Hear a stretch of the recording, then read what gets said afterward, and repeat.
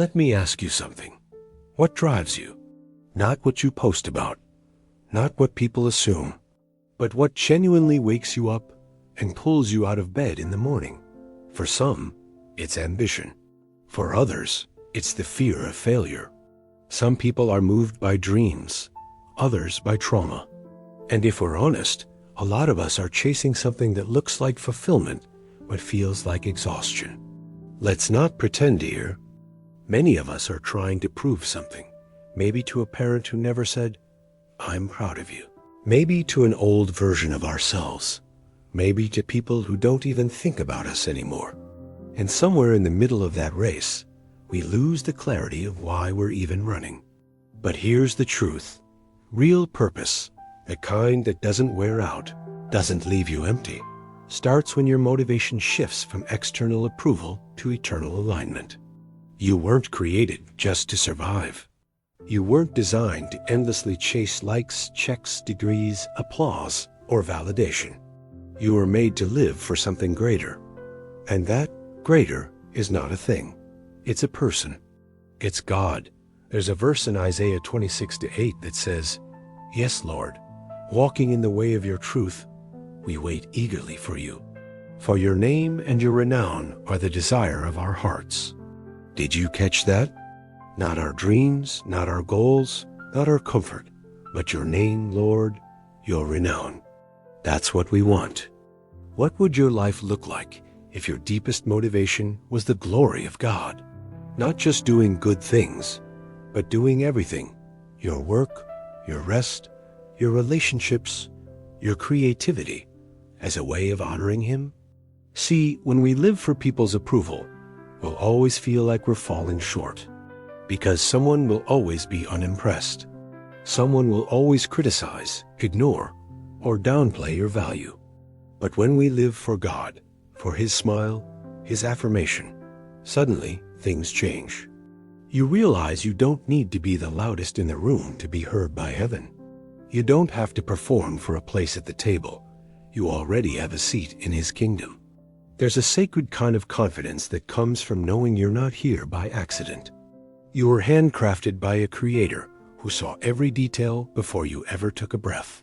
Psalm 138:8 says, "The Lord will fulfill His purpose for me. Your steadfast love, O Lord, endures forever." That means your life is not random. It's not meaningless. You are part of a story that's bigger than your pain, your past, or even your biggest achievement. But I get it. It's easy to lose sight of that in the grind. When you're overwhelmed, when life feels like a blur of tasks and stress and survival, God can feel distant. Purpose can feel like a luxury you don't have time for. But let me remind you of something. You're not here to perform. You're here to live on purpose, with purpose through grace. You don't need to figure it all out to be faithful today. You don't need to have a platform to make an impact. You just need a willing heart. Micah 6:8 gives us a pretty clear blueprint. He has shown you, O man, what is good. And what does the Lord require of you? To act justly, love mercy, and walk humbly with your God. That's it. No spotlight required. No resume needed. Just obedience, love, and humility. And let me say something to the ones who feel like they're too late or too broken to live with purpose. You're not. You're not disqualified because of the pain you carry. In fact, it's often the cracks in our hearts that let His light shine through. God doesn't just want your talents. He wants your trust. He's not impressed by your perfection. He's moved by your surrender. So maybe you're not where you thought you'd be. Maybe you failed, fallen, gotten lost along the way. That doesn't mean God has changed His mind about you. Jeremiah 29:11 is more than a coffee mug quote. It's a promise. "For I know the plans I have for you, declares the Lord, plans to prosper you and not to harm you, plans to give you a future and a hope." That means even if you've wandered, even if you've wasted time, God still knows how to redeem the timeline. He still knows how to bring beauty from ashes. He still knows how to write a better ending than the one fear tried to write for you. You just have to return, recenter, reconnect. Ask yourself, what would my life look like if everything I did was for God? What would my words sound like if they were meant to build His kingdom? What would my job, my parenting, my choices look like if they were all acts of worship? Because here's the truth. When you live for God, there is no ordinary. Every small act becomes sacred. Every quiet yes becomes eternal. Every hidden moment of faithfulness becomes a seed that heaven sees and waters. So if today you're tired of chasing approval, if you're exhausted from trying to keep up, breathe. You don't have to hustle for what God gives freely. You don't have to impress the world to be embraced by grace. Your purpose isn't a distant destination. It's available right now, in the surrender of your today.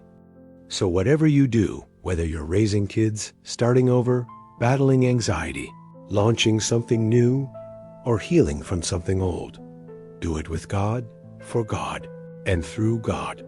Because when you live for the eternal, everything changes, including you. Let's talk about something we often overlook. The church is not a building. It's you. It's me. It's the person with a quiet faith and a loud heart. It's the teenager praying behind closed doors. The single mom holding on to hope. The man who prays before clocking in at a job he doesn't even like. That's the church. Somewhere along the line, we started acting like church was a place we go, something that starts at 10 and ends before lunch. But what if it's more than that? What if it was never meant to be limited to 4 walls and a weekend service? See, Jesus didn't die to build buildings. He came to build people. He didn't say, follow the structure. He said, follow me. And following Him? That means showing up, not just to church, but to life, to the neighbor who's grieving, to the friend stuck in addiction, to the stranger on the street whose name no one cares to ask. Proverbs 31:8 says, speak up for those who cannot speak for themselves. Ensure justice for those being crushed. That's a call to action, a reminder that your voice matters, that your life matters, that the church is most alive when it walks into the world with open arms and eyes wide open. We've gotten used to waiting for people to come to church, but Jesus never did that. He went. He walked toward the broken. He sat at tables no one thought He should sit at. He healed in places considered unclean. He saw people others had given up on. And if we call ourselves His followers, why would we do anything less? You don't need a microphone to preach. You don't need a title to love people well. You don't need a seminary degree to share the hope that saved you. You just need a heart that says, here I am, Lord, use me. Romans 10:14 says, how can they believe in the one of whom they have not heard? And how can they hear without someone preaching to them? Let that sink in.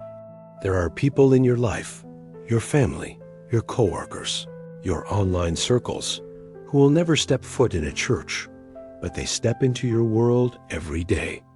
And when they do, what do they see? Do they see kindness? Do they see peace when everything feels chaotic? Do they see integrity when compromise is easier? Do they see grace when anger seems justified? Because the way we live is our sermon. The way we treat others is our message. You are writing the gospel into the margins of people's lives, and you may be the only version of it they'll ever read. I'm not saying be perfect. That's not the goal. I'm saying be real. Be rooted. Be bold in love. Be gentle in truth. Jesus didn't win hearts through judgment. He won them through compassion, through presence, through unwavering, undeserved, relentless love. Matthew 5:14-16 says, you are the light of the world.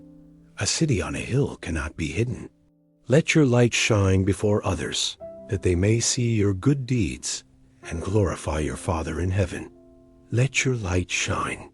Not your performance, not your curated highlight reel. Your light, the joy in your voice, the patience in your reactions, the love in your correction, the courage in your silence, the forgiveness in your pain. Because when you let that light out, darkness starts to lose its grip, not just in your life, but in the lives of those around you. And maybe you think, who am I to be a light? I don't have it all together. Listen, God doesn't wait for perfection to use you. He's not intimidated by your history. He's not waiting for you to clean yourself up before shining through you. He just wants your yes. He used a stuttering man named Moses, a shepherd boy named David, a prostitute named Rahab, a hot-headed fisherman named Peter. He can use you. The power isn't in your resume, it's in your availability. He doesn't need impressive, he needs surrendered. When you show up in someone's pain and simply say, "You're not alone," that's ministry. When you remind a friend that they're not too far gone for grace, that's preaching.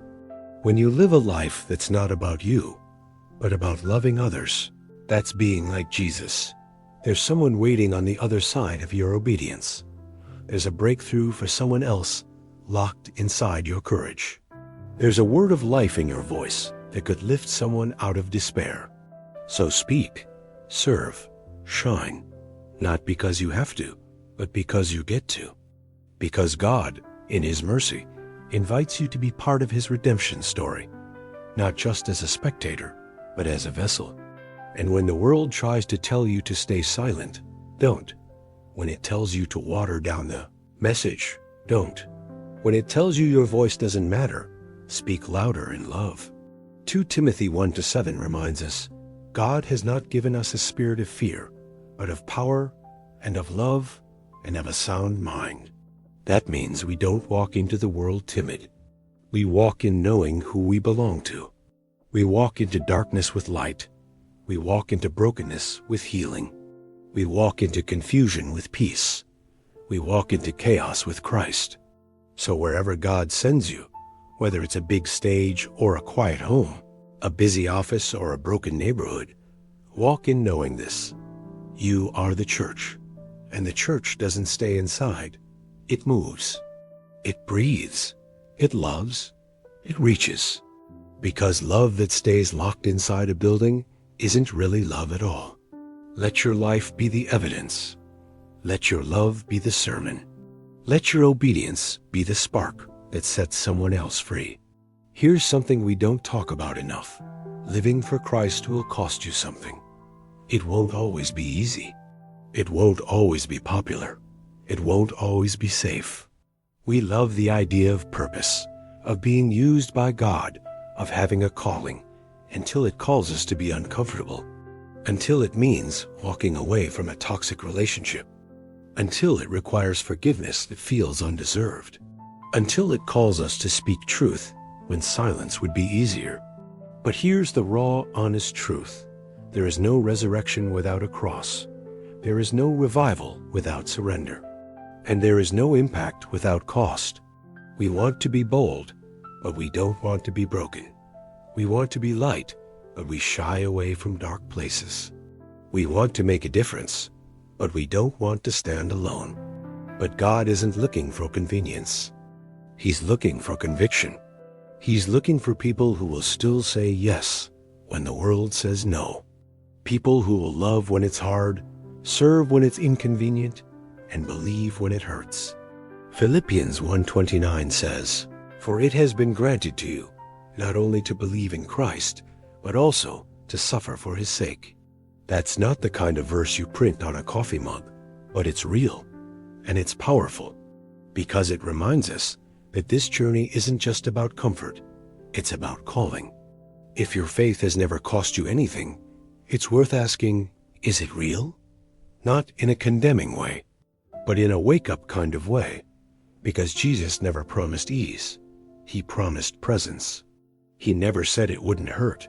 He said it would be worth it. And if you've ever felt like you're losing people because of your convictions, you're not alone. If you've ever been misunderstood for choosing integrity over compromise, you're not weak. You're courageous. If you've walked away from a crowd to stay close to Christ, that's not failure. That's faith. John 15:8-19 says, If the world hates you, keep in mind that it hated me first. Jesus knew. He knows. He understands rejection, betrayal, isolation, because he walked through all of it, and he did it for you. So when you feel isolated in your obedience, remember, you're in good company. When your yes to God makes you the odd one out, you're not abandoned, you're anointed. When your convictions make you uncomfortable in rooms where compromise is celebrated, you're not being dramatic, you're being called. But here's what's beautiful about following Christ with that kind of boldness. You might lose the crowd, but you gain his closeness. You might be ridiculed by people, but you'll be recognized by heaven. That kind of life, the one marked by unshakable faith, it's not about grand gestures. It's about small obediences stacked on top of each other, day after day. It's about the quiet moments, the decisions no one sees, the integrity that never makes headlines, the kindness that doesn't go viral. You want to change the world? Start by being faithful when no one's watching. Show up when it feels pointless. Pray when it feels like no one's listening. Stay kind in conversations that are anything but. Keep serving when the applause stops. Ecclesiastes 11:6 says, "Sow your seed in the morning, and at evening let your hands not be idle, for you do not know which will succeed, whether this or that, or whether both will do equally well." That's the quiet miracle of consistency. You sow, and you don't always see. You love, and sometimes it's not returned. You serve, and it might go unnoticed. You forgive, and the apology never comes. But in all of that, God is watching. He sees every act of obedience, every whisper of faith, every seed planted in tears. And in his time, in his perfect time, the harvest will come. That's why we don't give up. That's why we stay faithful when it's hard. That's why we keep choosing obedience over ease. Because we know we're not working for temporary applause. We're building something eternal. Let me remind you of something important. God doesn't waste anything. Not your tears. Not your heartbreak. Not your loneliness. Not your waiting. Not your faithfulness in seasons where you didn't see the fruit. He's using all of it. Every chapter. Every scar. Every sacrifice. And in his hands, even your pain becomes a platform. Even your silence becomes a seed. So hold on. Even when you're tired. Even when you feel unseen. Even when you're misunderstood or mocked. You're not running in vain. You're not walking alone. You're not standing for nothing. You're becoming. Becoming like Christ. Becoming light in a world that desperately needs it. Becoming the hands and feet of the Savior who gave everything to reach you. And if you're wondering if any of it matters, let me tell you, it does. It matters to God. It matters to the person watching you from afar, learning what faith looks like through your life. It matters to the child whose first example of integrity is you. It matters to the lost soul who hasn't said it out loud, but is secretly hoping you don't give up. So stay in it. Keep building what the world can't always see. Keep shining where it feels dark. Keep showing up, even when you're running on faith alone. Because every step you take in obedience, every time you say, "I'll trust you, Lord," even through tears, every moment you choose God over comfort, it's not just shaping your story, it's shaking eternity. Let's take a moment. Slow your thoughts. Breathe in, breathe out. Because now that you've come this far, I want to ask you something you might not have asked yourself in a long time. What if you let go? What if you finally laid it all down? The pressure, the fear, the pride, the mask, the weight, and just trusted him. We spend so much of our lives trying to hold it all together, trying to fix ourselves before we come to God, trying to earn what he's already offered freely, trying to be good enough, strong enough, spiritual enough, forgetting that the invitation was never about performance. It was always about presence.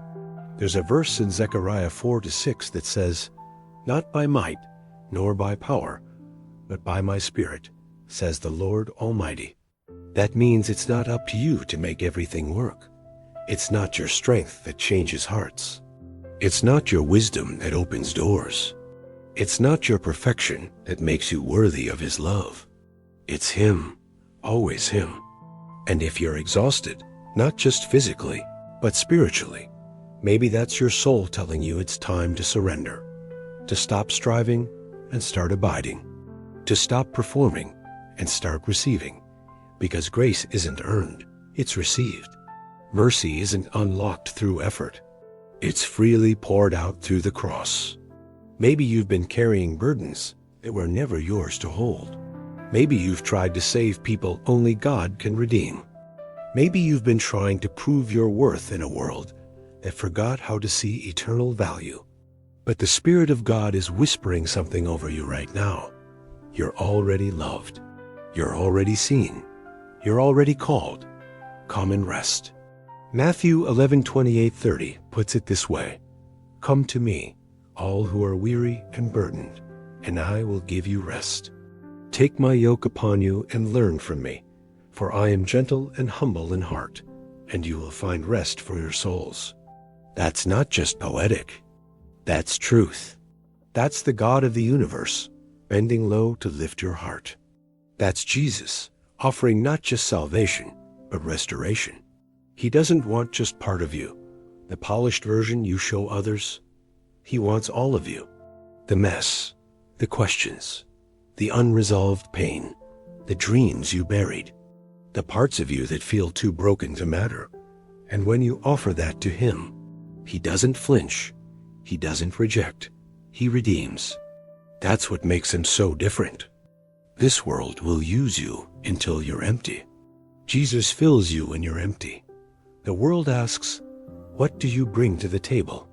Jesus says, come and I'll prepare a table for you. So let Him in. Let Him into the places you've kept hidden. Let Him into the bitterness you don't talk about. Let Him into the disappointment you tried to pretend didn't hurt. Let Him speak over the shame that's been louder than truth in your mind. Because where the Spirit of the Lord is, there is freedom. Freedom from fear. Freedom from shame. Freedom from the lies that said you're not enough. And here's the beautiful part. When you surrender your life to Him, your story becomes a weapon. Your testimony becomes someone else's survival guide. Your scars become signs of hope. 2 Corinthians 4-7 says, we now have this light shining in our hearts, but we ourselves are like fragile clay jars containing this great treasure. This makes it clear that our great power is from God, not from ourselves. You're the jar. He's the treasure. You may feel fragile, but you carry something eternal. So whether you're a teacher, a parent, an artist, a barista, a student, or someone still trying to figure it all out, your life matters. Not because it's flawless, but because it's filled with God's presence. And if you're still wondering, what difference can I really make? Let me remind you, the same Spirit that raised Jesus from the dead lives in you. You carry light into darkness. You carry peace into chaos. You carry healing into hurt. You carry love into fear. You don't need to change the whole world overnight, but you can change someone's world today. Start where you are, with what you have, trusting that God isn't asking for perfection. He's asking for your yes. Let your worship be loud, not just in songs, but in your daily obedience. Let your kindness be consistent, not just for friends, but for strangers and enemies. Let your life preach before your mouth ever does. And as you live this way, surrendered, Spirit-led, rooted in love, you'll begin to realize something powerful. You are not alone. God is with you. He's for you, and He's working through you, even in the waiting, even in the wilderness, even in the moments where it feels like nothing is happening. Because sometimes God is doing His deepest work beneath the surface. Sometimes the most important battles are won in prayer, not applause. Sometimes the most sacred victories come in silence, not celebration. So don't stop now. Keep seeking, keep trusting, keep loving, keep showing up. And when doubt whispers, "You're not enough," let your heart respond with truth. "I don't have to be. Jesus is." When fear says, "What if you fail?" you say, "Even then, God will catch me." And when the enemy reminds you of who you used to be, you remind him of who you belong to. Your life was never meant to be a quiet echo. It was meant to be a loud declaration of God's goodness, a living, breathing display of grace, a daily reminder to the world that light still wins, that love still heals, that Jesus still saves. So go forward, with boldness in your steps and peace in your soul. You're not just a person trying to survive. You're a child of God, called for such a time as this. Live like it, shine like it, believe like it, and never forget, your yes today could echo through eternity.